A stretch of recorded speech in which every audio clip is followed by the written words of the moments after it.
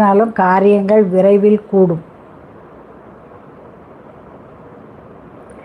எனக்கு இவ்வளோ ஞானம் எப்படி வந்தது? படிச்சுட்டே இருப்பேன், வாசிச்சுக்கிட்டே இருப்பேன். எங்கள் பாட்டி இப்படி சொல்லிக்கிட்டே இருப்பாள். மகாபாரதம், ராமாயணம் எல்லா கதைகளும் சொல்லுவாள். குந்தி தேவி வறுமையை கேட்டதை எங்கள் பாட்டி சொன்னான். கண்ணன்கிட்ட எனக்கு வறுமையே கொடுன்னு வரம் கேட்டா குந்தி தேவிங்கிற விஷயத்தை எங்கள் பாட்டி தான் எனக்கு சொன்னான். யாராவது வறுமையை கேட்போமா? ஏன் வறுமையை கேட்டா? வறுமையை எதுக்கு கேட்டா? கண்ணா, இன்னைக்கு நான் ஜெயிச்சிட்டேன், நீ போயிடுவியே, நாங்கள் கஷ்டப்படலை, நீ எங்கள் கூட இருந்தியே, அதனால் நீ கஷ்டமே எனக்கு கொடுன்னா. Life style.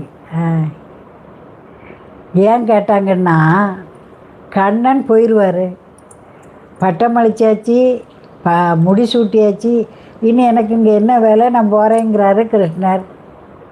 கண்ணன் போயிட்டா உலகத்தில் என்ன இருக்குது?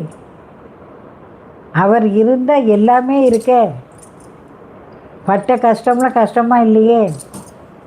அதனால தான் அவள் அழுகிறா, ஐயையோ நீ போகிறையே, நாங்கள் எப்போவும் கஷ்டமே படுதோம், நீ எங்கள் கூட இரு, போகாத.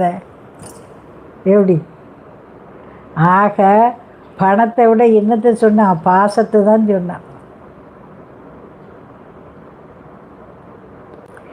வறுமையை எனக்கு கொடுன்னு கேட்ட ஒரே ஆத்மா குந்தி தேவி. ஏன்? கண்ணன் எங்கள் கூட